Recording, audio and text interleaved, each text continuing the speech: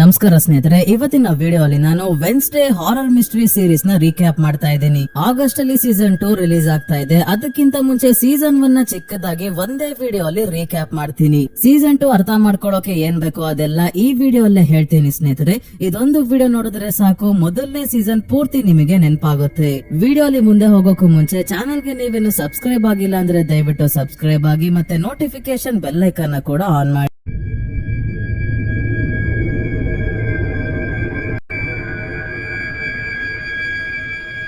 1964ರಲ್ಲಿ the Adams family ಅನ್ನೋ TV series ಶುರು ಆಗುತ್ತೆ. ಅದಾದ ನಂತರ ಈ ಸೀರೀಸ್ ಎಷ್ಟು ಫೇಮಸ್ ಆಗುತ್ತೆ ಅಂದ್ರೆ animated movies, live action movies ಎಲ್ಲ ರಿಲೀಸ್ ಆಗುತ್ತೆ. ಅದೇ ದ ಆಡಮ್ಸ್ ಫ್ಯಾಮಿಲಿಯಲ್ಲಿ ಇರೋ ವೆನ್ಸ್ಡೇ ಆಡಮ್ಸ್ ಅನ್ನೋ ಕ್ಯಾರೆಕ್ಟರ್ ಬಗ್ಗೆ ಇರೋ ನೆಟ್ಫ್ಲಿಕ್ಸ್ ಸೀರೀಸ್ ನ ನಾವು ಈ ವಿಡಿಯೋ ಅಲ್ಲಿ ನೋಡ್ತಾ ಇದ್ದೀವಿ. ನೆಟ್ಫ್ಲಿಕ್ಸ್ ಅಲ್ಲಿ ಟಾಪ್ ಸೀರೀಸ್ ನ ಲಿಸ್ಟ್ ಅಲ್ಲಿ 3ನೇ ಸ್ಥಾನದಲ್ಲಿ ಇದೆ ಈ ಸೀರೀಸ್, ಸ್ಕ್ವಿಡ್ ಗೇಮ್ ಮತ್ತೆ ಸ್ಟ್ರೇಂಜರ್ ಥಿಂಗ್ಸ್ ನ ಹಿಂದೆ.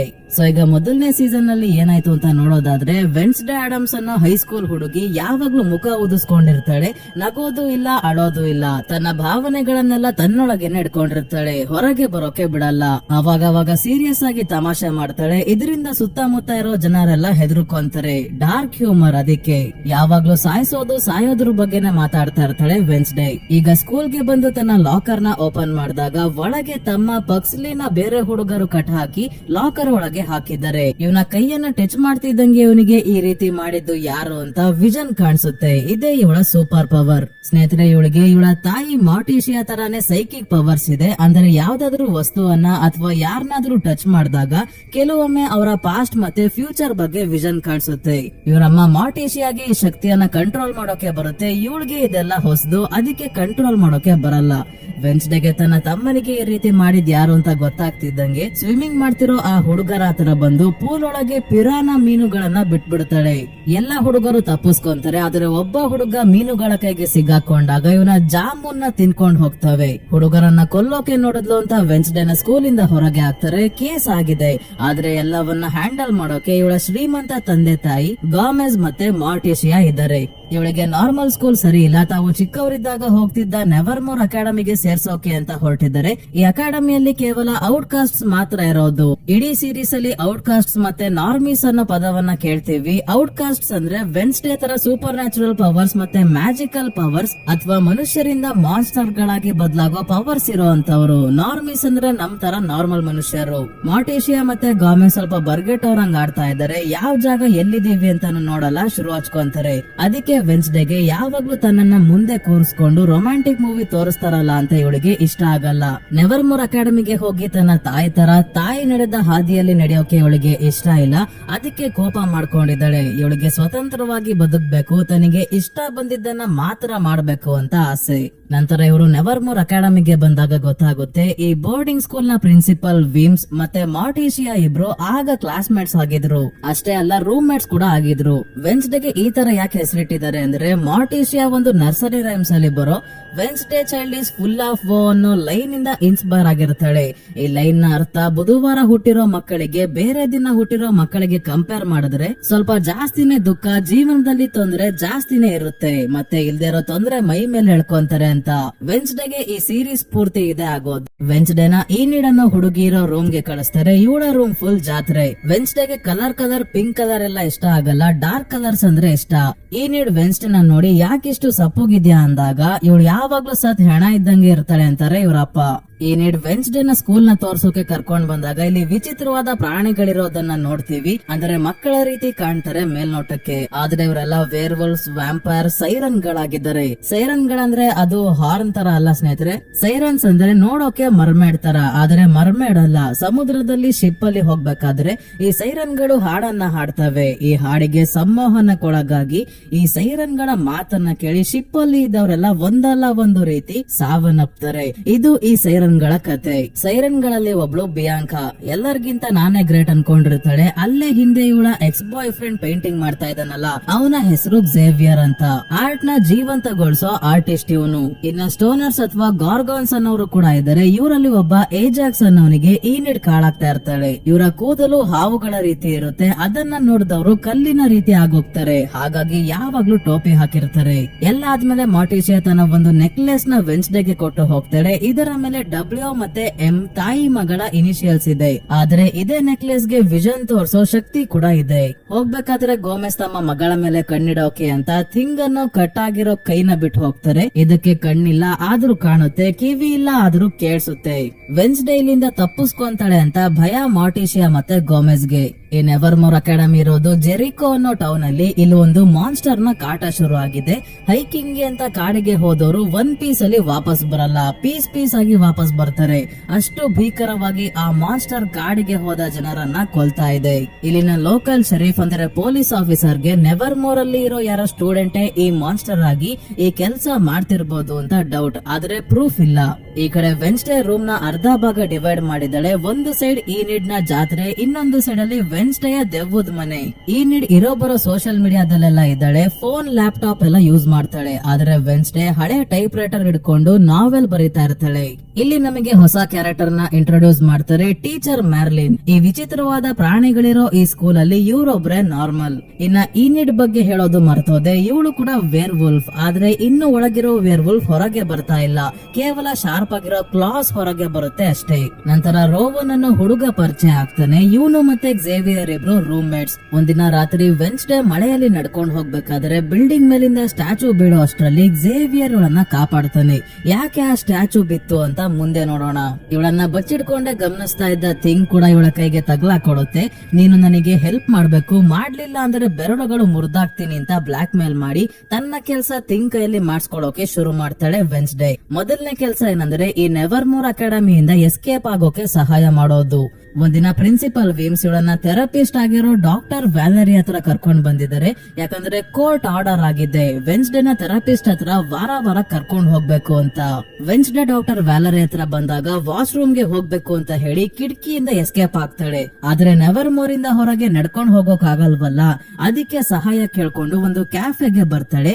ಈ ಕ್ಯಾಫೆ ಟೈಲರ್ ಗೆ ಸೇರಿದ್ದು. ಶರೀಫ್ ನ ಮಗ ಇವನು ತನ್ನ ಕೆಲಸ ಮುಗಿಸಿ ಇವನೇ ಹತ್ತಿರದಲ್ಲಿ ಇರೋ ರೈಲ್ವೆ ಸ್ಟೇಷನ್ ಗೆ ವೆನ್ಸ್ಡೇನ ಬಿಟ್ಟು ಬರೋದಾಗಿ ಹೇಳ್ತಾನೆ. ಆದ್ರೆ ಕೆಫೆಗೆ ಮೇಯರ್ ನ ಮಗ ಲೂಕಸ್ ತನ್ನ ಫ್ರೆಂಡ್ಸ್ ಜೊತೆ ಬಂದು ಗಲಾಟೆ ಮಾಡಿದಾಗ ವೆನ್ಸ್ಡೇ ಒಬ್ಳೆ ಎಲ್ಲರಿಗೂ ಹೊಡಿತಾಳೆ. ಹಿಂದೆನೆ ಏನ್ ಗಲಾಟೆ ಅಂತ ಟೈಲರ್ ಅವರ ಅಪ್ಪ ಶರೀಫ್ ಇಲ್ಲಿಗೆ ಬಂದಾಗ ಎಲ್ಲಿ ಪ್ರಾಬ್ಲಮ್ ಕ್ರಿಯೇಟ್ ಆಗಿರುತ್ತೋ ಅಲ್ಲಿ ವೆನ್ಸ್ಡೇ ಇರ್ತಾಳೆ ಅಂತ ಪ್ರಿನ್ಸಿಪಲ್ ವೀಮ್ಸ್ ಇಲ್ಲಿಗೆ ಬಂದು ಇವಳನ್ನ ವಾಪಸ್ ಕರ್ಕೊಂಡು ಹೋಗ್ತಾರೆ. ತಪ್ಪಿಸ್ಕೊಂಡು ಹೋಗೋ ಪ್ಲಾನ್ ಫ್ಲಾಪ್ ಆಯ್ತು. ಆದ್ರೆ ಶರೀಫ್ ಇಂದ ವೆನ್ಸ್ಡೇಗೆ ಗೊತ್ತಾಯ್ತು ತನ್ನ ತಂದೆ ಗೋಮೆಸ್ ಕೊಲೆಗಾರ ಅಂತ. ಮತ್ತೆ ಒಂದಿನ ಸುಗ್ಗಿ ಹಬ್ಬ ಇರುತ್ತೆ. ಇವತ್ತು ಟೈಲರ್ ನ ಸಹಾಯದಿಂದ ಎಸ್ಕೇಪ್ ಆಗ್ಲೇಬೇಕು ಅಂತ ವೆನ್ಸ್ಡೇ ಡಿಸೈಡ್ ಮಾಡಿದ್ದಾಳೆ. ಟೈಲರ್ ಜೊತೆ ಇಲ್ಲಿಂದ ಎಸ್ಕೇಪ್ ಆಗ್ಬೇಕಾದ್ರೆ ರೋವನ್ ನ ಗುದ್ಕೊಂಡು ಹೋಗ್ತಾಳೆ. ಆಗ ಮತ್ತೆ ಒಂದು ವಿಷನ್ ಕಾಣುತ್ತೆ. ವಿಷನ್ ಅಲ್ಲಿ ನೈಟ್ ಶೇಡ್ ಅನ್ನೋ ಸೀಕ್ರೆಟ್ ಸೊಸೈಟಿಯ ಬುಕ್ ಮತ್ತೆ ರೋವನ್ ನ ಆ ಮಾನ್ಸ್ಟರ್ ಸಾಯಿಸ್ತಾ ಇರೋ ಹಾಗೆ ಕಾಣುತ್ತೆ. ಅಂದ್ರೆ ಈಗ ರೋವನ್ ಸಾಯ್ತಾನೆ ಅಂತ ಗೊತ್ತಾಗಿ ಇವಳು ತಪ್ಪಿಸ್ಕೊಳ್ಳಲ್ಲ, ರೋವನ್ ನ ಕಾಪಾಡೋಕೆ ಕಾಡಿಗೆ ಬರ್ತಾಳೆ. ಈ ನೈಟ್ ಶೇಡ್ ಅನ್ನೋ ಸೀಕ್ರೆಟ್ ಸೊಸೈಟಿನ ಶುರು ಮಾಡಿದ್ದು ವೆನ್ಸ್ಡೇ ಆಡಮ್ಸ್ ನ ಪೂರ್ವಜರಾದ ಗುಡಿ ಆಡಮ್ಸ್. 17ನೇ ಶತಮಾನದಲ್ಲಿ ಇದು ಶುರು ಆಗಿದ್ದು ಈಗ್ಲೂ ಆ ಸೀಕ್ರೆಟ್ ಸೊಸೈಟಿ ಇದೆ. ಈ ಸೊಸೈಟಿಯ ಮೆಂಬರ್ ಅಲ್ಲಿ ರೋವನ್, ಝೇವಿಯರ್, ಈನಿಡ್ ಕಾಳಾಗ್ತಿರೋ ಏಜಾಕ್ಸ್ ಮತ್ತೆ ಬಿಯಾಂಕಾ ಕೂಡ ಇದ್ದಾಳೆ. ಇವರ ಉದ್ದೇಶ ಏನಂದ್ರೆ ಔಟ್ಕಾಸ್ಟ್ ಗಳನ್ನ ತೊಂದರೆಗಳಿಂದ ಕಾಪಾಡೋದು. ಸೊ ವೆನ್ಸ್ಡೇ ರೋವನ್ ನ ಹಿಂದೆ ಬಂದಾಗ ರೋವನ್ನೇ ಇವಳನ್ನ ಕೊಲ್ಲೋಕೆ ನೋಡ್ತಾನೆ. ರೋವನ್ ಗೆ ಟೆಲಿಕೈನಸಿಸ್ ಪವರ್ ಇದೆ, ಅಂದ್ರೆ ಏನನ್ನೋ ಕೂಡ ಟಚ್ ಮಾಡ್ದಲೆ ತನ್ನ ಮೈಂಡ್ ಇಂದಾನೆ ವಸ್ತುವನ್ನ ಮೂವ್ ಮಾಡೋ ಶಕ್ತಿ. ಈಗ್ಲೂ ವೆನ್ಸ್ಡೇನ ದೂರದಿಂದಾನೆ ಎತ್ಕೊಂಡು ಕತ್ತನ್ನ ಇಸ್ಕಿ ಕೊಲ್ಲೋಕೆ ನೋಡ್ತಾ ಇದ್ದಾನೆ. ಮತ್ತೆ ತನ್ನ ಬಳಿ ಇರೋ ಒಂದು ಚಿತ್ರವನ್ನ ಇವಳಿಗೆ ತೋರಿಸಿ, ಈ ಚಿತ್ರದಲ್ಲಿ ಇರೋದು ನೀನು 25 ವರ್ಷಗಳ ಹಿಂದೆ ನಮ್ಮಮ್ಮ ನೆವರ್ಮೋರ್ ಅಕಾಡೆಮಿಯಲ್ಲಿ ಇದ್ದಾಗ ಇದನ್ನ ಬಿಡಿಸಿರೋದು. ನೀನು ಇಲ್ಲಿಗೆ ಬಂದಾಗ ಇಡೀ ಅಕಾಡೆಮಿನೇ ನಾಶ ಆಗೋ ಭವಿಷ್ಯವನ್ನ ಅವರು ನೋಡಿ ನನಗೆ ನಿನ್ನನ್ನ ತಡೆಯೋಕೆ ಹೇಳಿದ್ರು, ಅದಕ್ಕೆ ನಿನ್ನ ಕೊಲ್ತಾ ಇದ್ದೀನಿ ಅಂತ ಹೇಳ್ತಾನೆ. ಅವತ್ತು ಸ್ಟ್ಯಾಚುನ ಇವಳ ಮೇಲೆ ಬೀಳ್ಸಿದ್ದು ಕೂಡ ರೋವನ್ನೇ ಆಗಿದ್ದ. ಆದ್ರೆ ಝೇವಿಯರ್ ಇವಳನ್ನ ಕಾಪಾಡಿರ್ತಾನೆ. ಇನ್ನೇನು ರೋವನ್ ಇವಳನ್ನ ಕೊಂದೇ ಬಿಟ್ಟ ಅನ್ನೋ ಅಷ್ಟರಲ್ಲಿ ಆ ಮಾನ್ಸ್ಟರ್ ಬಂದು ಇವಳನ್ನ ಕಾಪಾಡಿ ರೋವನ್ ನ ಸಾಯಿಸಿ ಹೋಗುತ್ತೆ. ಸೇಮ್ ವೆನ್ಸ್ಡೇ ತನ್ನ ವಿಷನ್ ಅಲ್ಲಿ ನೋಡ್ದಂಗೆ ನಡೆಯುತ್ತೆ. ವೆನ್ಸ್ಡೇಗೆ ಅರ್ಥ ಆಗ್ತಿಲ್ಲ ಮಾನ್ಸ್ಟರ್ ಯಾಕೆ ತನ್ನನ್ನ ಕಾಪಾಡ್ತು, ಇವಳು ಹೇಗೆ ಈ ಅಕಾಡೆಮಿಯ ನಾಶಕ್ಕೆ ಕಾರಣ ಆಗ್ತಾಳೆ, ಇವರಪ್ಪ ನಿಜವಾಗ್ಲೂ ಕೊಲೆಗಾರನೇನಾ ಅಂತ ಎಲ್ಲಾ ಮಿಸ್ಟ್ರಿಗೂ ಉತ್ತರ ಹುಡ್ಕೋಕೆ ಇಲ್ಲಿವರೆಗೂ ಇಲ್ಲಿಂದ ತಪ್ಪಿಸ್ಕೊಳ್ಳೋಕೆ ನೋಡ್ತಿದ್ದ ವೆನ್ಸ್ಡೇ ಇದೇ ಸ್ಕೂಲ್ ಅಲ್ಲಿ ಉಳ್ಕೊಳ್ಳೋಕೆ ಡಿಸೈಡ್ ಮಾಡ್ತಾಳೆ. ಶರೀಫ್ ಗೆ ನಡೆದ ಎಲ್ಲಾ ವಿಷಯ ವೆನ್ಸ್ಡೇ ಅನ್ನು ಹೇಳ್ತಾಳೆ. ಆದ್ರೆ ಶರೀಫ್ ಗೆ ರೋವನ್ ನ ಡೆಡ್ ಬಾಡಿ ಆಗ್ಲಿ ರಕ್ತ ಆಗ್ಲಿ ಏನು ಸಿಗಲ್ಲ. ಜೊತೆಗೆ ಬೆಳಗ್ಗೆ ಶರೀಫ್ ಹತ್ರನೇ ಮಾತಾಡ್ಬೇಕಾದ್ರೇನೆ ರೋವನ್ ಸ್ಕೂಲ್ ಗೆ ವಾಪಸ್ ಬರ್ತಾನೆ. ದೇಹದ ಮೇಲೆ ಒಂದು ಸ್ಕ್ರಾಚ್ ಸ್ಕ್ರಾಚ್ ಕೂಡ ಇಲ್ಲ. ಇದರಿಂದ ವೆನ್ಸ್ಡೇ ತುಂಬಾನೇ ತಲೆ ಕೆಡಿಸ್ಕೊಂಡಿದ್ದಾಳೆ. ನಂತರ ಯೂಜಿನ್ ಅನ್ನೋ ಹುಡುಗನನ್ನ ವೆನ್ಸ್ಡೇ ಭೇಟಿ ಆಗ್ತಾಳೆ. ಇವನು ಜೇನು ಸಾಕಾಣಿಕೆ ಮಾಡ್ತಿದ್ದಾನೆ. ಮತ್ತೆ ನೆವರ್ ಮೋರ್ ಹಮ್ಮರ್ಸ್ ಅನ್ನೋ ಕ್ಲಬ್ ನ ಮೆಂಬರ್ ಇವನು. ಅಂದ್ರೆ ಜೇನು ಸಾಕಾಣಿಕೆ ಮಾಡೋರ ಕ್ಲಬ್ ಇದ್ದು. ಯೂಜಿನ್ ಕೂಡ ಇಂಪಾರ್ಟೆಂಟ್ ಕ್ಯಾರೆಕ್ಟರ್ ಇಲ್ಲಿ ಸ್ನೇಹಿತರೆ. ನಂತರ ರೋವನ್ ನ ಸ್ಕೂಲ್ ಇಂದ ಹೊರಗೆ ಹಾಕಿದ್ದಾರೆ. ಯಾಕೆ ಅಂತ ಗೊತ್ತಾಗ್ತಿಲ್ಲ. ರೋವನ್ ನ ಟೀಚರ್ ಮ್ಯಾರ್ಲಿನ್ ರೈಲ್ವೆ ಸ್ಟೇಷನ್ ಹತ್ರ ಬಿಟ್ಟು ಬರ್ತಾರೆ. ವೆನ್ಸ್ಡೇ ಥಿಂಗ್ ನ ಇವನ ಹಿಂದೆ ಕಳಿಸಿದಾಳೆ. ರೋವನ್ ರೈಲ್ವೆ ಸ್ಟೇಷನ್ ನ ವಾಶ್ರೂಮ್ ಗೆ ಹೋದವನು ವಾಪಸ್ ಬರ್ಬೇಕಾದ್ರೆ ಬೇರೆ ವ್ಯಕ್ತಿಯ ರೂಪಕ್ಕೆ ಬದಲಾಗಿ ಹೊರಗೆ ಬರ್ತಾನೆ. ಇದರಿಂದ ಥಿಂಗ್ಗೆ ರೋವನ್ ಎಲ್ಲೋದ ಅಂತ ಗೊತ್ತಾಗಲ್ಲ. ಈಗ ನಮ್ಗೆ ಶಾಕಿಂಗ್ ವಿಷಯ ರಿವೀಲ್ ಆಗೋದೇನಂದ್ರೆ ಆ ರೋವನ್ ಬೇರೆ ವ್ಯಕ್ತಿಯ ರೂಪಕ್ಕೆ ಬಂದಿದ್ದವನು ಈಗ ಪ್ರಿನ್ಸಿಪಲ್ ವೀಮ್ಸ್ ಆಗಿ ಬದಲಾಗ್ತಾನೆ. ಅಂದ್ರೆ ಇದು ರೋವನ್ ಅಲ್ಲ, ಪ್ರಿನ್ಸಿಪಲ್ ವೀಮ್ಸ್ ಆಗಿದ್ರು. ಇವರು ಶೇಪ್ ಶಿಫ್ಟರ್ ಅಂದ್ರೆ ರೂಪವನ್ನ ಚೇಂಜ್ ಮಾಡ್ಕೊಳ್ಳೋ ಶಕ್ತಿ ಪ್ರಿನ್ಸಿಪಲ್ ವೀಮ್ಸ್ ಗೆ ಇದೆ. ರೋವನ್ ಸಾವನ್ನಪ್ಪಿದ ವಿಷಯ ಶೆರೀಫ್ ಗಿಂತ ಮುಂಚೆ ಬಿಯಾಂಕಾ ಪ್ರಿನ್ಸಿಪಲ್ ವೀಮ್ಸ್ ಗೆ ಹೇಳಿರ್ತಾಳೆ. ಸ್ಕೂಲ್ ನ ಹೆಸರು ಹಾಳಾಗಬಾರ್ದು ಅಂತ ಮೊದಲು ವೀಮ್ಸ್ ರೋವನ್ ನ ಡೆಡ್ ಬಾಡಿನ ತಗೊಂಡ್ ಹೋಗಿ ಆಮೇಲೆ ರೋವನ್ ನ ರೂಪದಲ್ಲಿ ಕಾಲೇಜ್ ಗೆ ಬರೋದು. ರೋವನ್ ಮತ್ತೆ ಪ್ರಿನ್ಸಿಪಲ್ ಇಬ್ರು ಒಟ್ಟಿಗೆ ಒಂದೇ ಜಾಗದಲ್ಲಿ ಇರೋಕಾಗಲ್ವಲ್ಲ, ಅದಕ್ಕೆ ರೋವನ್ ನ ಸ್ಕೂಲ್ ಇಂದ ಹೊರಗೆ ಹಾಕಿದೀನಿ ಅಂತ ಪ್ರಿನ್ಸಿಪಲ್ ವೀಮ್ಸ್ ಸುಳ್ಳು ಹೇಳಿದ್ದಾರೆ. ಇದಾದ್ಮೇಲೆ ವೆನ್ಸ್ಡೇ ಟೈಲರ್ ಜೊತೆ ಮತ್ತೆ ಆ ಮಾನ್ಸ್ಟರ್ ರೋವನ್ ಗೆ ಅಟ್ಯಾಕ್ ಮಾಡಿದ್ದ ಜಾಗಕ್ಕೆ ಬಂದು ಏನಾದ್ರೂ ಸಾಕ್ಷಿ ಸಿಗುತ್ತಾ ಅಂತ ಹುಡುಕ್ಬೇಕಾದ್ರೆ ರೋವನ್ ನ ಕನ್ನಡಕ ಸಿಗುತ್ತೆ. ಇದನ್ನ ಟಚ್ ಮಾಡ್ತಿದ್ದಂಗೆ ಇವಳಿಗೆ ಒಂದು ವಿಷನ್ ಕಾಣುತ್ತೆ. ಏನಂದ್ರೆ ರೋವನ್ ಇದ್ದಕ್ಕಿದ್ದಂಗೆ ವಿಚಿತ್ರವಾಗಿ ಆಡೋಕೆ ಶುರು ಮಾಡಿರ್ತಾನೆ. ಮತ್ತೆ ತನ್ನ ರೂಮ್ಮೇಟ್ ಝೇವಿಯರ್ ಜೊತೆ ಜಗಳ ಮಾಡ್ಕೊಂಡಿರ್ತಾನೆ. ಇವನು ಒಂದು ಬುಕ್ ಇಂದ ಆ ಚಿತ್ರ ಇರೋ ಪೇಜಸ್ ನ ಹರ್ಕೊಂಡಿದ್ದು ನಂತರ ಇವಳ ಮೇಲೆ ಸ್ಟ್ಯಾಚುನ ಬೀಳ್ಸೋಕೆ ನೋಡಿದ್ದು ಎಲ್ಲ ಇವಳಿಗೆ ಕಾಣುತ್ತೆ. ಅದಕ್ಕೆ ಆ ಬುಕ್ ಯಾವ್ದು ಅಂತ ಹುಡ್ಕೋಕೆ ಶುರು ಮಾಡ್ತಾಳೆ ವೆನ್ಸ್ಡೇ. ಆದ್ರೆ ಲೈಬ್ರರಿ ಪೂರ್ತಿ ಇವಳು ಮತ್ತೆ ಥಿಂಗ್ ಇಬ್ರು ತಡ್ಕಾಡಿದ್ರು, ಎಲ್ಲೂ ಸಿಗ್ತಾ ಇಲ್ಲ. ಆಮೇಲೆ ಝೇವಿಯರ್ ನ ರೂಮ್ ಗೆ ಬಂದು ಹುಡ್ಕಾಡ್ದಾಗ ಇಲ್ಲೂ ಸಿಗಲ್ಲ. ಆದ್ರೆ ಬಿಯಾಂಕಾ ಬಂದು ಝೇವಿಯರ್ ಹತ್ರ ಮಾತಾಡ್ಬೇಕಾದ್ರೆ ನಮ್ಗೆ ಗೊತ್ತಾಯ್ತು ನಾಳೆ ಬೋಟ್ ರೇಸ್ ಇದೆ. ಇದರಲ್ಲಿ ಪ್ರತಿ ಬಾರಿ ಬಿಯಾಂಕಾನ ಗೆಲ್ಲೋದು, ಅದು ಮೋಸ ಮಾಡಿ. ಈ ಬಾರಿ ಕೂಡ ಈನಿಡ್ ಮತ್ತೆ ಅವಳ ಟೀಮ್ ನ ಸೋಲ್ಸ್ಬೇಕು ಅಂತ ಪ್ಲಾನ್ ಮಾಡಿದಾಳೆ. ಅದಕ್ಕೆ ಬಿಯಾಂಕಾಗೆ ಬುದ್ಧಿ ಕಲಿಸ್ಬೇಕು ಅಂತ ವೆನ್ಸ್ಡೇ ಈನಿಡ್ ನ ಟೀಮ್ ಗೆ ಸೇರ್ಕೊಂತಾಳೆ. ಮುಂದಿನ ದಿನ ಬೋಟ್ ರೇಸ್ ಅಲ್ಲಿ ಪ್ರತಿ ಬಾರಿ ಬಿಯಾಂಕಾಳ ಟೀಮ್ ಹೇಗೆ ಗೆಲ್ತಾ ಇತ್ತು ಅಂತ ಗೊತ್ತಾಯ್ತು. ಸೈರನ್ ಆಗಿರೋ ತನ್ನ ಫ್ರೆಂಡ್ ಒಬ್ಬನನ್ನ ನೀರಿನ ಒಳಗೆ ಕಳಿಸಿ ಬೇರೆ ಬೋಟ್ ಗಳನ್ನ ಆಕ್ಸಿಡೆಂಟ್ ಮಾಡಿಸ್ತಾ ಇರ್ತಾಳೆ. ಆದ್ರೆ ವೆನ್ಸ್ಡೇ ಥಿಂಗ್ ನ ಕಳಿಸಿದಾಗ ಥಿಂಗ್ ನೀರಿನ ಒಳಗೆ ಆ ಸೈರನ್ ಗೆ ಹೊಡೆದು ಪ್ರಜ್ಞೆ ತಪ್ಪಿಸಿ ಬಂದ್ರೆ ವೆನ್ಸ್ಡೇ ಟೀಮ್ ಅವರು ಬಿಯಾಂಕಾಳ ಬೋಟ್ ನ ನಾಶ ಮಾಡಿ ಕೊನೆಗೂ ಗೆಲ್ತಾರೆ.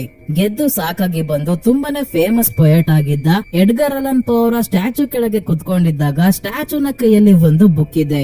ಈ ಬುಕ್ ನ ಮೇಲಿರೋ ಸಿಂಬಲ್ ಮತ್ತೆ ರೋವನ್ ಸಾಯಿಸೋಕು ಮುಂಚೆ ತನ್ನ ತಾಯಿ ಬಿಡಿಸಿರೋ ಚಿತ್ರವನ್ನ ಇವಳಿಗೆ ತೋರಿಸಿದ್ನಲ್ಲ, ಅದರ ಮೇಲಿರೋ ವಾಟರ್ ಮಾರ್ಕ್ ಎರಡು ಕೂಡ ಒಂದೇ. ಮೋಸ್ಟ್ಲಿ ಇಲ್ಲೇನೋ ರಹಸ್ಯ ಅಡಗಿದೆ ಅಂತ ವೆನ್ಸ್ಡೇ ಯಾರಿಗೂ ಕಾಣ್ದಂಗೆ ಮತ್ತೆ ರಾತ್ರಿ ಈ ಸ್ಟ್ಯಾಚು ಹತ್ರ ಬಂದಾಗ ಬುಕ್ ಮೇಲೆ ಕೆಲವೊಂದು ಒಗಟುಗಳಿದೆ. ಇದನ್ನ ಸಾಲ್ವ್ ಮಾಡಿದಾಗ 2 ಬಾರಿ ಚಿಟ್ಕೆ ಹೊಡಿಬೇಕು ಅಂತ ಅರ್ಥ ಬರುತ್ತೆ. 2 ಸಲ ಚಿಟ್ಕೆ ಹೊಡಿತಿದ್ದಂಗೆ ಸ್ಟ್ಯಾಚು ಹಿಂದಕ್ಕೆ ಹೋಗಿ ಒಂದು ಸೀಕ್ರೆಟ್ ಜಾಗಕ್ಕೆ ಹೋಗೋ ದಾರಿ ಕಾಣುತ್ತೆ. ಇಲ್ಲಿಗೆ ಬಂದಾಗ ವೆನ್ಸ್ಡೇಗೆ ಗೊತ್ತಾಯ್ತು ಇದೇ ಆ ನೈಟ್ ಶೇಡ್ ಅನ್ನೋ ಸೀಕ್ರೆಟ್ ಸೊಸೈಟಿ ಅವರ ಸೀಕ್ರೆಟ್ ಜಾಗ ಅಂತ. ಈ ಲೈಬ್ರರಿಯ ಬುಕ್ ಇಂದಾನೆ ಆ ಚಿತ್ರವನ್ನ ತಗೊಂಡಿದ್ದು ರೋವನ್. ಆ ಬುಕ್ ಕೂಡ ಇವಳಿಗೆ ಸಿಗುತ್ತೆ. ರೋವನ್ ಚಿತ್ರದ ಅರ್ಧ ಭಾಗ ಮಾತ್ರ ಹರ್ಕೊಂಡಿದ್ದ, ಇನ್ನೊಂದು ಭಾಗದಲ್ಲಿ ಜೋಸೆಫ್ ಕ್ರಾಕ್ಸ್ಟೋನ್ ಅನ್ನೋ ವ್ಯಕ್ತಿ ಇದ್ದಾನೆ. ಈ ಜೋಸೆಫ್ ಕ್ರಾಕ್ಸ್ಟೋನ್ ಬೇರೆ ಯಾರು ಅಲ್ಲ, ಈ ಟೌನ್ ಜೆರಿಕೋನ ಸ್ಥಾಪಿಸಿರೋದು ಇವನೇ. ಇವನಿಗೆ ಔಟ್ಕಾಸ್ಟ್ ಗಳನ್ನ ಕಂಡ್ರೆ ಆಗ್ತಿರಲ್ಲ, ಎಲ್ಲರನ್ನ ಕೊಲ್ಬೇಕು ಅಂತ ಅನ್ಕೊಂಡಿದ್ದ.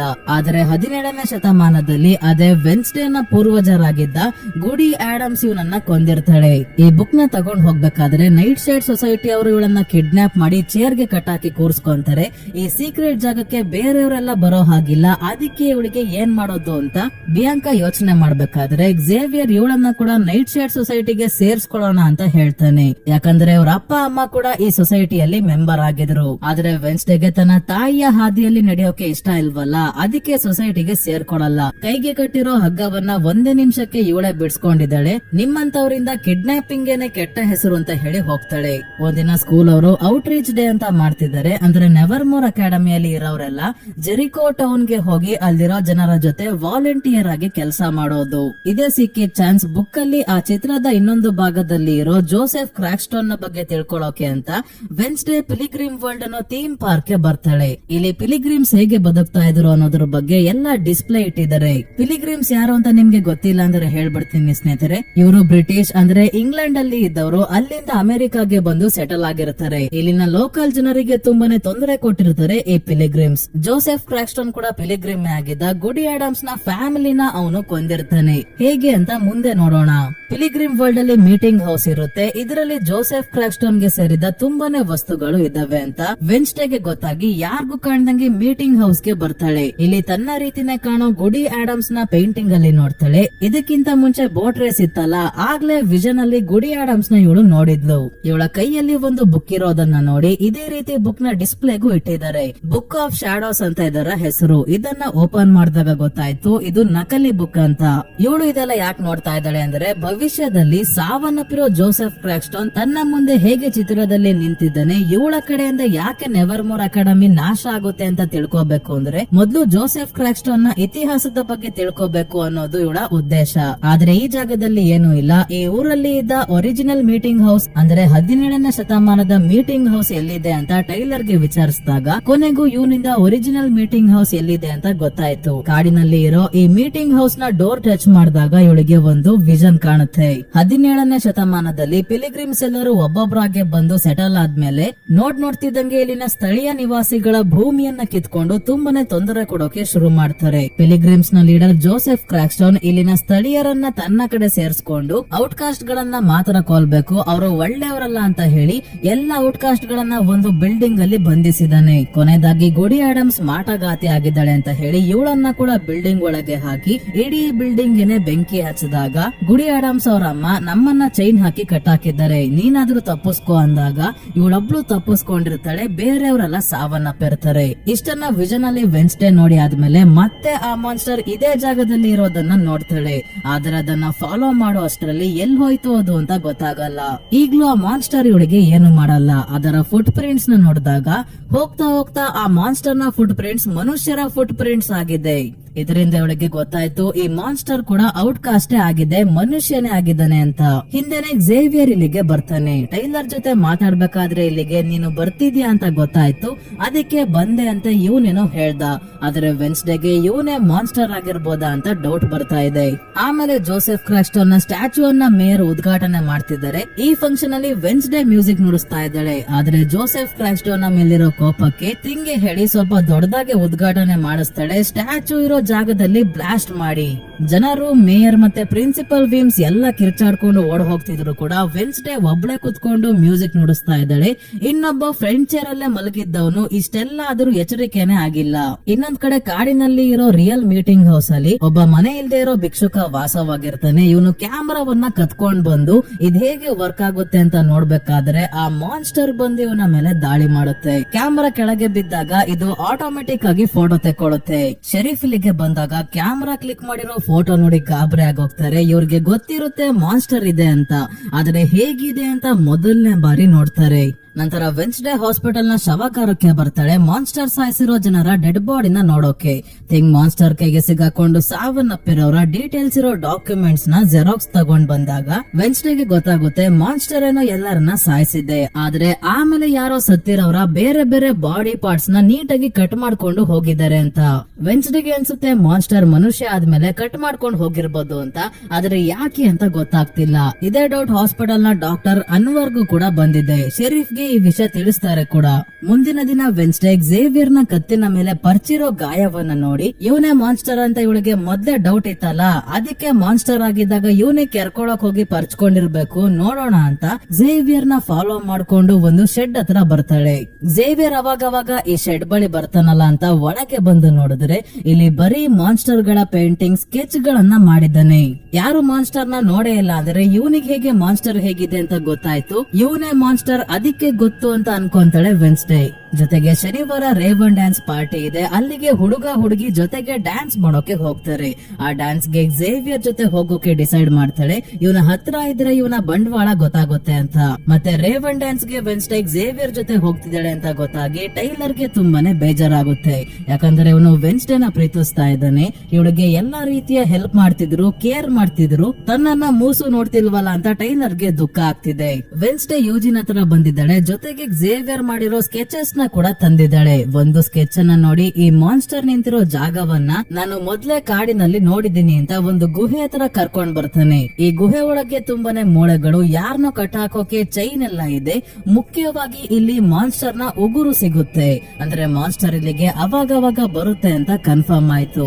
ಮತ್ತೆ ಉಗುರು ಸಿಕ್ತಲ್ಲ, ಝೇವಿಯರ್ ಮಾನ್ಸ್ಟರ್ ಅಂತ ಕನ್ಫರ್ಮ್ ಮಾಡ್ಕೊಳ್ಳೋಕೆ ಮತ್ತೆ ಶೆಡ್ಗೆ ಬರ್ತಾಳೆ. ಝೇವಿಯರ್ ಕತ್ತನ್ನ ಪರ್ಚ್ಕೊಂಡಾಗ ರಕ್ತವನ್ನ ಬಟ್ಟೆಯಲ್ಲಿ ಒರೆಸ್ಕೊಂಡಿರ್ತಾನೆ. ಆ ಬಟ್ಟೆಯನ್ನ ವೆನ್ಸ್ಡೇ ತಗೊಂಡಾದ್ಮೇಲೆ ಇಲ್ಲಿಗೆ ಝೇವಿಯರ್ ಬರ್ತಾನೆ. ಝೇವಿಯರ್ಗೆ ಕನ್ಸಲ್ಲಿ ಮಾನ್ಸ್ಟರ್ ಪದೇ ಪದೇ ಕಾಣಿಸ್ಕೊಂತ ಇರುತ್ತೆ. ಅದಕ್ಕೆ ಕನ್ಸಲ್ಲಿ ಏನ್ ನೋಡ್ತಾನೋ ಅದನ್ನೇ ಸ್ಕೆಚ್ ಮಾಡ್ತಿದ್ದಾನೆ.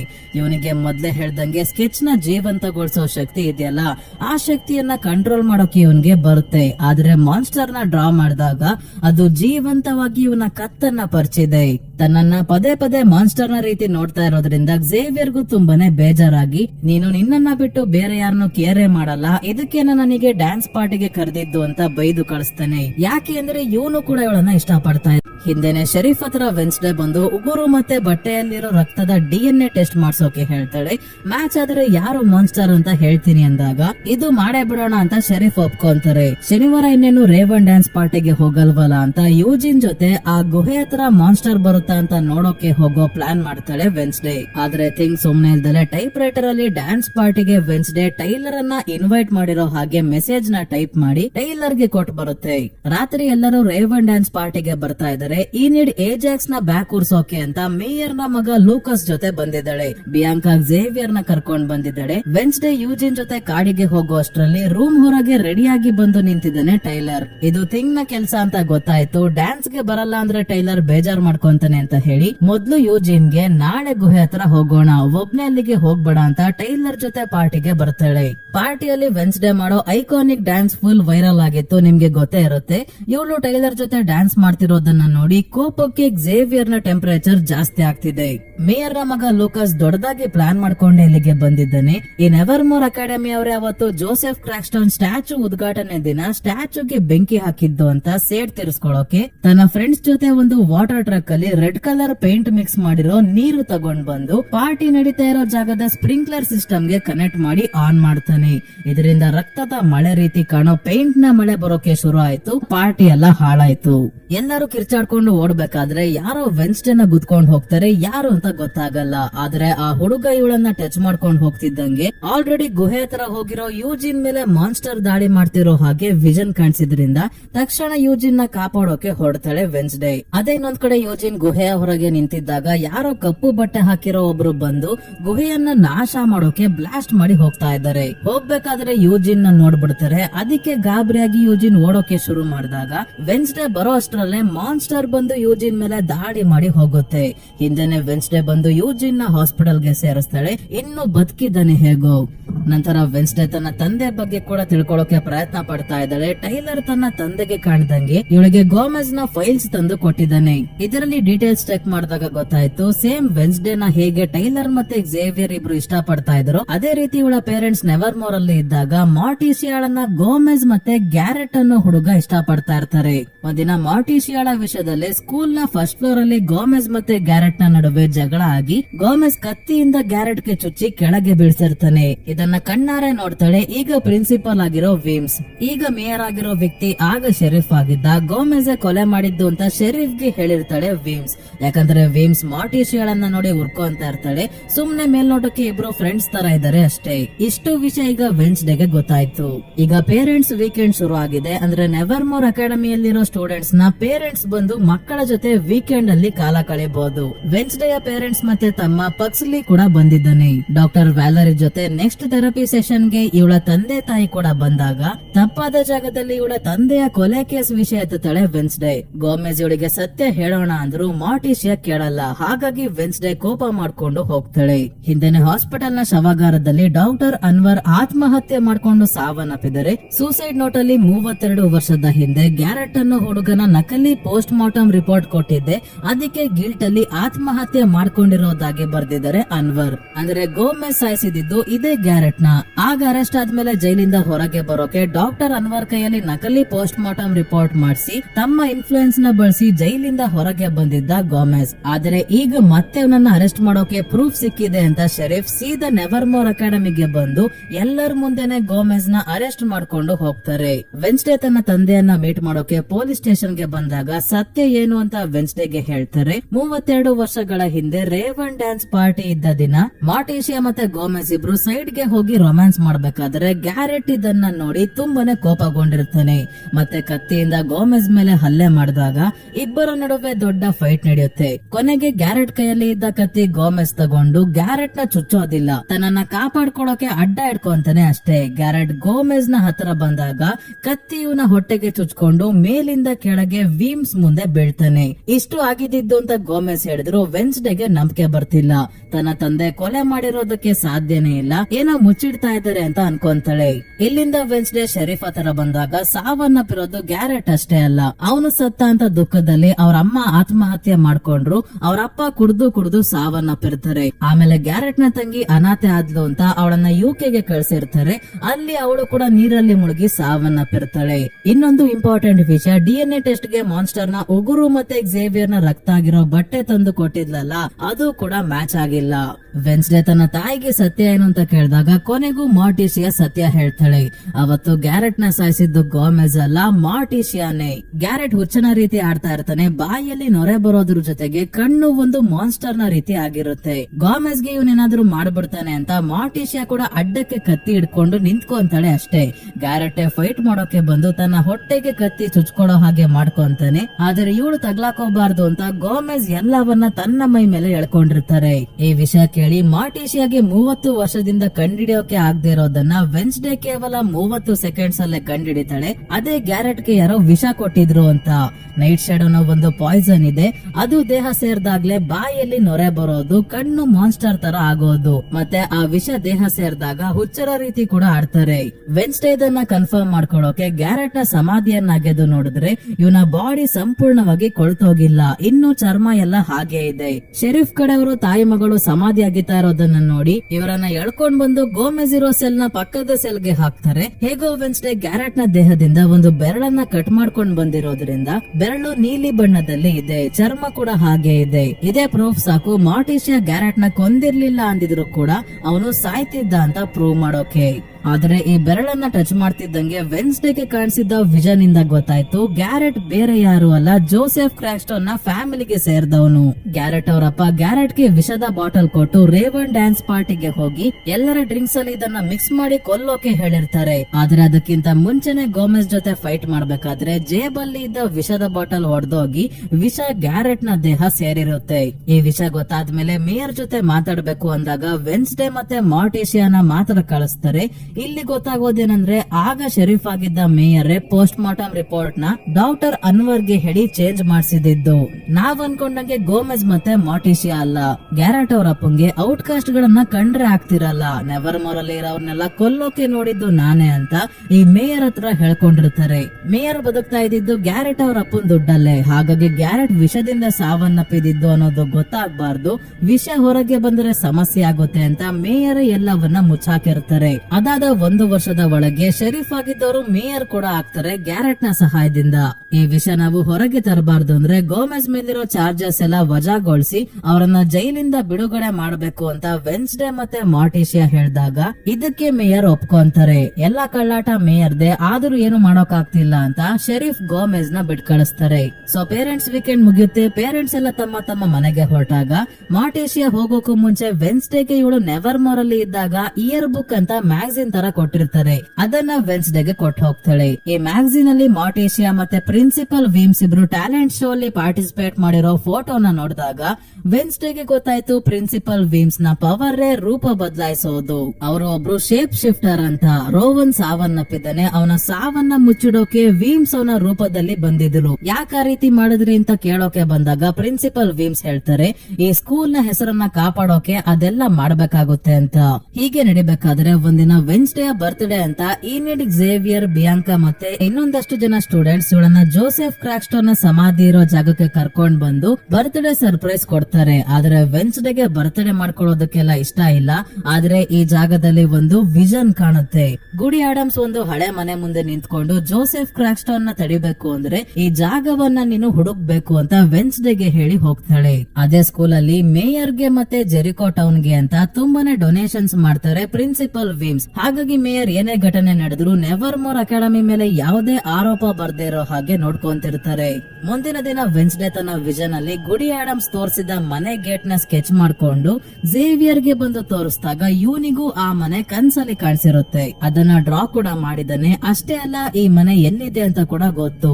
ಗ್ಯಾರೆಟ್ ಮತ್ತೆ ಅವನ ಫ್ಯಾಮಿಲಿಯವರು ವಾಸವಾಗಿದ್ದ ಮನೆ ಇದು. ಅವರೆಲ್ಲ ಸಾವನ್ನಪ್ಪಿರೋದ್ರಿಂದ ಈಗ ಇಲ್ಲಿ ಯಾರು ವಾಸವಾಗಿಲ್ಲ. ವೆನ್ಸ್ಡೇ ಮನೆ ತರ ಬಂದಾಗ ಆಲ್ರೆಡಿ ಇಲ್ಲಿಗೆ ಮೇಯರ್ ಬಂದಿರೋದನ್ನ ನೋಡಿ ಬಚ್ಚಿಡ್ಕೊಂಡಿದ್ದಾಗ ಮೇಯರ್ ಶರೀಫ್ಗೆ ಫೋನ್ ಮಾಡಿ ಮಾನ್ಸ್ಟರ್ ನ ರಹಸ್ಯ ನನಗೆ ಗೊತ್ತಾಗಿದೆ, ನಿನ್ನ ಮಗನ ಕ್ಯಾಫೆಯಲ್ಲಿ ಮೀಟ್ ಮಾಡು ಅಂದಾಗ ಏನ್ ವಿಷಯ ಅಂತ ತಿಳ್ಕೊಳಕ್ಕೆ ಇವರ ಕಾರ್ ನ ಡಿಕ್ಕಿ ಒಳಗೆ ಕುತ್ಕೊಂತಾಳೆ ವೆನ್ಸ್ಡೇ. ಮೇಯರ್ ಕೆಫೆ ಹತ್ರ ಬಂದು ಕಾರ್ ಇಂದ ಹಿಡಿದು ಹೋಗ್ತಿದ್ದಂಗೆ ಒಂದು ನಂಬರ್ ಪ್ಲೇಟ್ ಇಲ್ದೇ ಇರೋ ಕಾರ್ ಬಂದು ಇವರನ್ನ ಗುದ್ಕೊಂಡ್ ಹೋಗ್ಬಿಡುತ್ತೆ. ಮಾನ್ಸ್ಟರ್ ನ ರಹಸ್ಯ ಮೇಯರ್ ಯಾರಿಗೂ ಹೇಳ್ಬಾರ್ದು ಅಂತಾನೆ ಆಕ್ಸಿಡೆಂಟ್ ಮಾಡಿದ್ದಾರೆ. ಆದ್ರೆ ಮೇಯರ್ ಸಾವನ್ನಪ್ಪಿಲ್ಲ, ಸೀರಿಯಸ್ ಆಗಿದ್ದಾರೆ. ಆ ಮನೆಯಲ್ಲಿ ಮೇಯರ್ ಏನ್ ನೋಡಿದ್ರು ಅಂತ ತಿಳ್ಕೊಳಕ್ಕೆ ಈನಿಡ್ ಮತ್ತೆ ಟೈಲರ್ ಜೊತೆ ಬಂದಾಗ ಮೇಯರ್ಗೆ ಆಕ್ಸಿಡೆಂಟ್ ಮಾಡಿದ ಕಾರ್ ಇಲ್ಲೇ ಇದೆ.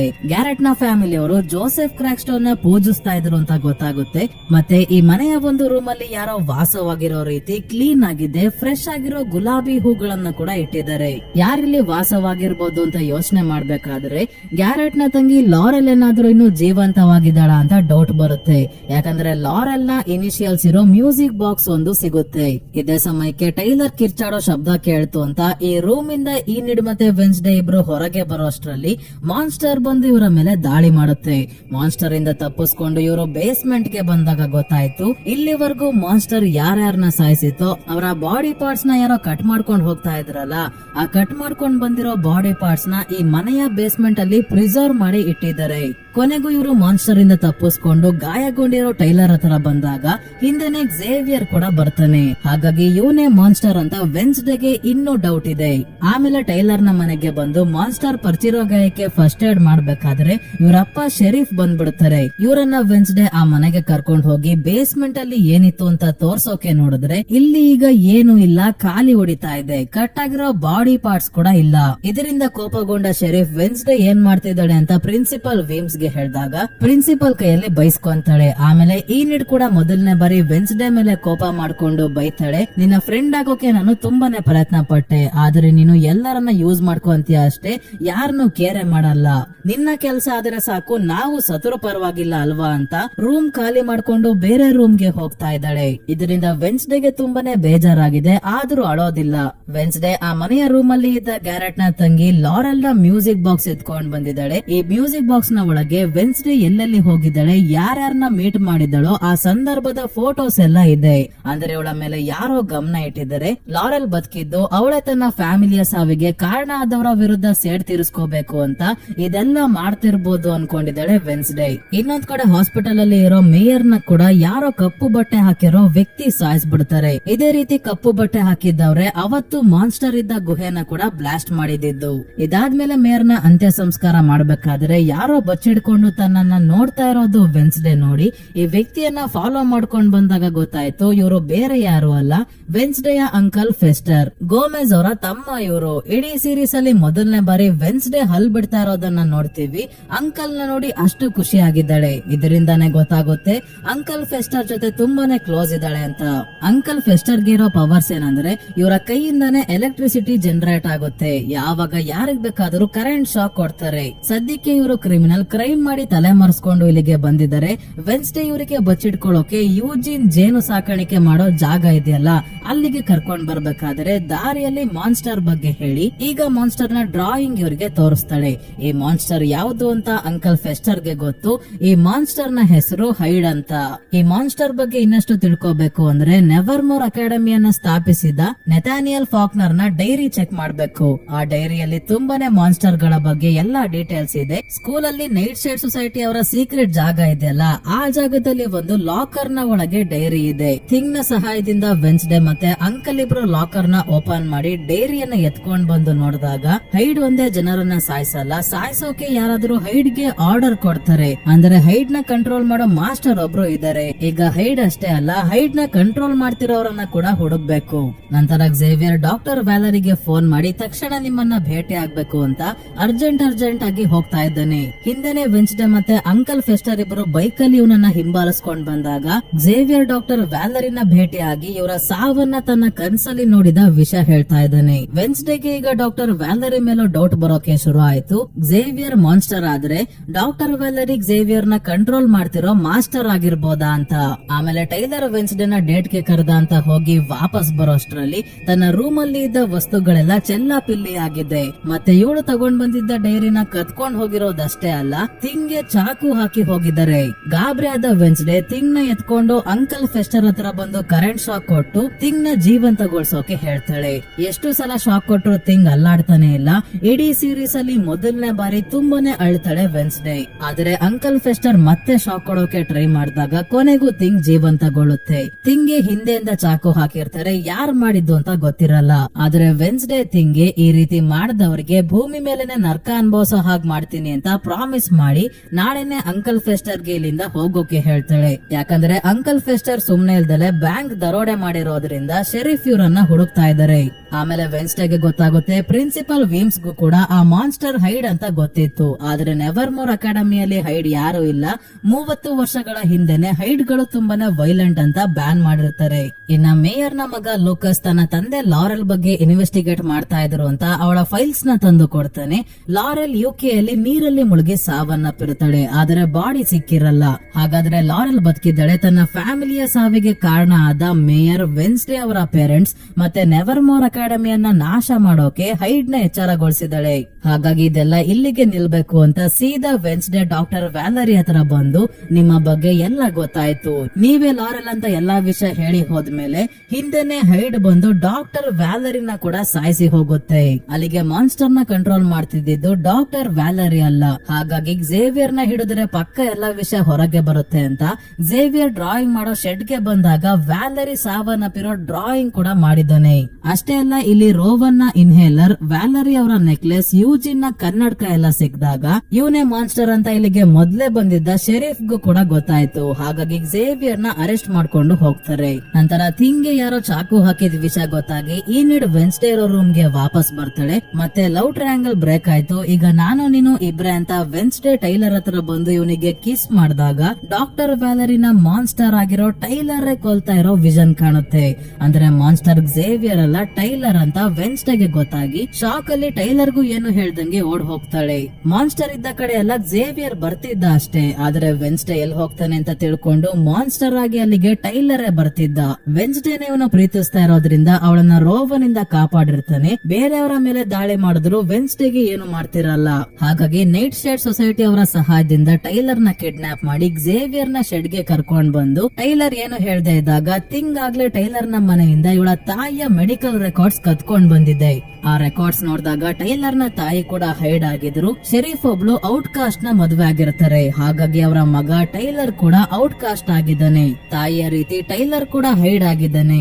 ಇವನ ಒಳಗಿರೋ ಹೈಡ್ ಹೊರಗೆ ಬರ್ಬೇಕು ಅಂದ್ರೆ ಇವನಿಗೆ ವೆನ್ಸ್ಡೇ ಟಾರ್ಚರ್ ಕೊಡೋಕೆ ನೋಡಿದಾಗ ಈ ರೀತಿ ಟಾರ್ಚರ್ ಕೊಡೋಕೆಲ್ಲ ನಾವು ಒಪ್ಕೊಂಡಿಲ್ಲ ಅಂತ ಬಿಯಾಂಕಾ ಮತ್ತೆ ಬೇರೆ ನೈಟ್ ಶೇಡ್ ಸೊಸೈಟಿ ಅವರೆಲ್ಲ ವಾಪಸ್ ಹೋಗಿ ಪ್ರಿನ್ಸಿಪಲ್ ವೀಮ್ಸ್ ಗೆ ವಿಷಯ ಹೇಳ್ಬಿಡ್ತಾರೆ. ವೀಮ್ಸ್ ಶೆರೀಫ್ ಗೆ ಫೋನ್ ಮಾಡಿ ಹೇಳಿದಾಗ ಟೈಲರ್ ಗೆ ವೆನ್ಸ್ಡೇ ಏನಾದ್ರು ಮಾಡೋ ಅಷ್ಟ್ರಲ್ಲೇ ಶೆರೀಫ್ ಬಂದು ಇವಳನ್ನ ಅರೆಸ್ಟ್ ಮಾಡ್ಕೊಂಡು ಹೋಗ್ತಾರೆ. ಆದ್ರೆ ಝೇವಿಯರ್ ನ ಹಿಡಿಯೋಕೆ ವೆನ್ಸ್ಡೇ ಹೆಲ್ಪ್ ಮಾಡಿರೋದ್ರಿಂದ ಇವಳ ಮೇಲೆ ಯಾವುದೇ ಕೇಸ್ ಹಾಕಲ್ಲ. ಈಗ ಯಾರು ಇಲ್ಲದೆ ಇದ್ದಾಗ ಟೈಲರ್ ವೆನ್ಸ್ಡೇ ಹತ್ರ ಬಂದು ತಾನೇ ಹೈಡ್ ಅನ್ನೋದನ್ನ ಒಪ್ಕೊಂತಾನೆ. ಪ್ರಿನ್ಸಿಪಲ್ ವೀಮ್ಸ್ ಮುಂದಿನ ದಿನನೇ ವೆನ್ಸ್ಡೇನ ಸ್ಕೂಲಿಂದ ಹೊರಗೆ ಹಾಕ್ತಾರೆ. ಇವತ್ ಮಧ್ಯಾಹ್ನನೇ ಇವಳನ್ನ ಕಳ್ಸೋಕೆ ರೆಡಿ ಆಗಿದ್ದಾರೆ.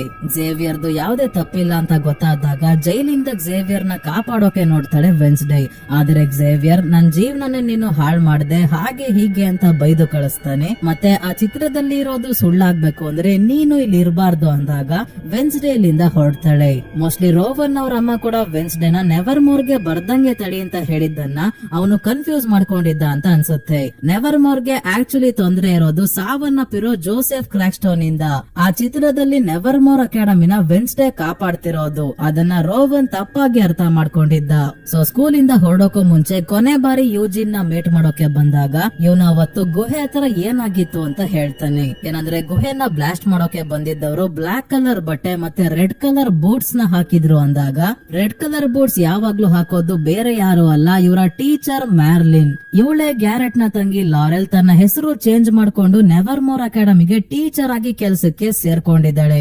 ಹಿಂದೆನೆ ವೆನ್ಸ್ಡೇ ಮ್ಯಾರ್ಲಿನ್ ಅಂದ್ರೆ ಲಾರೆಲ್ ಹತ್ರ ಬಂದು ಟೈಲರ್ ನನಗೆ ಎಲ್ಲವನ್ನ ಹೇಳಿದ್ದೇನೆ ಅಂತ ಟೈಲರ್ ನ ಕೂಡ ಕರ್ಕೊಂಡ್ ಬಂದಿದ್ದಾಳೆ. ಇವನು ಎಲ್ಲಾ ವಿಷಯ ಹೇಳಿರ್ಬೋದು ಅಂತ ಲಾರೆಲ್ ಕೂಡ ಸತ್ಯ ಒಪ್ಕೊಂತಾಳೆ. ಆದ್ರೆ ಬಂದಿರೋದು ಟೈಲರ್ ಅಲ್ಲ, ಪ್ರಿನ್ಸಿಪಲ್ ವೀಮ್ಸ್ ಅವನ ರೂಪದಲ್ಲಿ ಬಂದಿರೋದು.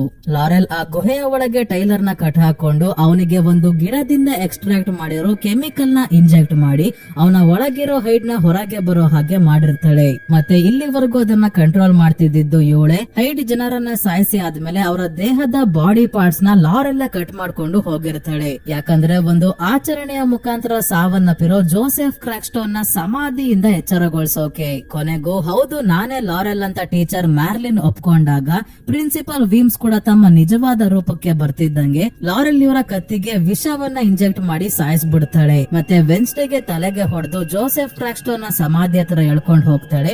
ಇದನ್ನ ನೋಡಿದ ಥಿಂಗ್ ತಕ್ಷಣ ಈ ವಿಷಯ ಈನಿಡ್ ಗೆ ಹೇಳಿದಾಗ ಈನಿಡ್ ಥಿಂಗ್ ಜೊತೆ ಜೋಸೆಫ್ ಕ್ರಾಕ್ಸ್ಟೋನ್ ನ ಸಮಾಧಿ ಹತ್ರ ಹೊಡ್ತಾಳೆ. ಬೇರೆ ನೈಟ್ ಶೇಡ್ ಸೊಸೈಟಿಯ ಮೆಂಬರ್ಸ್ ಎಲ್ಲ ಸ್ಕೂಲ್ ನ ಯಾರು ಬಂದ್ರು ಕಾಪಾಡೋಕೆ ರೆಡಿ ಆಗಿದ್ದಾರೆ. ಮತ್ತೆ ಎಲ್ಲಾ ಸ್ಟೂಡೆಂಟ್ಸ್ ನ ಸುರಕ್ಷಿತವಾದ ಜಾಗಕ್ಕೆ ಕರ್ಕೊಂಡು ಹೋಗ್ತಾ ಇದ್ದಾರೆ.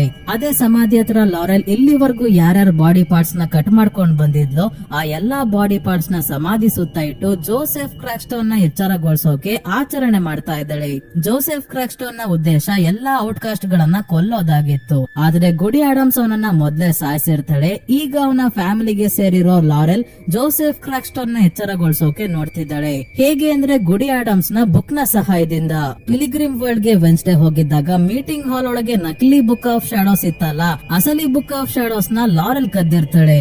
ಗುಡಿ ಆಡಮ್ಸ್ ಮಾಟಗಾತಿ ಆಗಿದ್ದು ಜೋಸೆಫ್ ಕ್ರಾಕ್ಸ್ಟೋನ್ ನ ಕೊಂದ ನಂತರ ಅವನ ಆತ್ಮಕ್ಕೆ ಶಾಪ ಹಾಕಿರ್ತಾಳೆ. ಕೇವಲ ಗುಡಿ ಆಡಮ್ಸ್ ನ ವಂಶದವರ ರಕ್ತವನ್ನ ರಕ್ತ ಚಂದಿರದ ದಿನ ಅರ್ಪಿಸಿದ್ರೆ ಮಾತ್ರ ಜೋಸೆಫ್ ಕ್ರಾಕ್ಸ್ಟೋನ್ ಸಮಾಧಿಯಿಂದ ಎಚ್ಚರಗೊಳ್ಳೋಕೆ ಆಗೋದು. ಅದನ್ನೇ ಈಗ ಲಾರೆಲ್ ಮಾಡ್ತಾಳೆ. ವೆನ್ಸ್ಡೇನ ಹಸ್ತವನ್ನ ಕೊಯ್ದು ರಕ್ತವನ್ನ ಸಮಾಧಿ ಮೇಲೆ ಹಚ್ಚಿದಾಗ ಸಮಾಧಿಯಿಂದ ಜೋಸೆಫ್ ಕ್ರಾಕ್ಸ್ಟೋನ್ ಎದ್ದು ಹೊರಗೆ ಬರ್ತಾನೆ. ಬರ್ತಿದಂಗೆ ವೆನ್ಸ್ಡೇನ ಗುಡಿ ಆಡಮ್ಸ್ ಅಂತ ಅನ್ಕೊಂಡು ಇವಳ ಹೊಟ್ಟೆಗೆ ಚಾಕು ಹಾಕಿ ನೆವರ್ ಮೋರ್ ಅಕಾಡೆಮಿ ಕಡೆ ಹೋಗ್ತಾನೆ. ಹಿಂದೆನೆ ಸಾಯ್ತಿರೋ ವೆನ್ಸ್ಡೇ ಹತ್ರ ಗುಡಿ ಆಡಮ್ಸ್ ನ ಆತ್ಮ ಬಂದು ಜೋಸೆಫ್ ಕ್ರಾಕ್ಸ್ಟೋನ್ ನ ಎದೆಗೆ ಚಾಕು ಹಾಕಿ ಸಾಯಿಸೋಕೆ ಹೇಳ್ತಾಳೆ. ಮತ್ತೆ ವೆನ್ಸ್ಡೇಗೆ ಮಾರ್ಟಿಷಿಯಾ ನೆಕ್ಲೆಸ್ ಕೊಟ್ಟಿದ್ಲಲ್ಲ, ಇದಕ್ಕೆ ತುಂಬಾನೇ ಮ್ಯಾಜಿಕಲ್ ಪವರ್ಸ್ ಇದೆ. ಇದರ ಮುಖಾಂತರನೇ ಗುಡಿ ಆಡಮ್ಸ್ ವೆನ್ಸ್ಡೇ ನ ದೇಹ ಸೇರಿ ಇವಳನ್ನ ಹುಷಾರ್ ಮಾಡ್ತಾಳೆ. ಗಾಯ ಎಲ್ಲ ವಾಸಿ ಆಗುತ್ತೆ. ಇವಳು ತಕ್ಷಣ ನೆವರ್ ಮೋರ್ ಅಕಾಡೆಮಿ ಕಡೆ ಹೋಗ್ಬೇಕಾದ್ರೆ ಟೈಲರ್ ಇವಳ ಮೇಲೆ ಮಾನ್ಸ್ಟರ್ ಆಗಿ ದಾಳಿ ಮಾಡ್ತಾನೆ.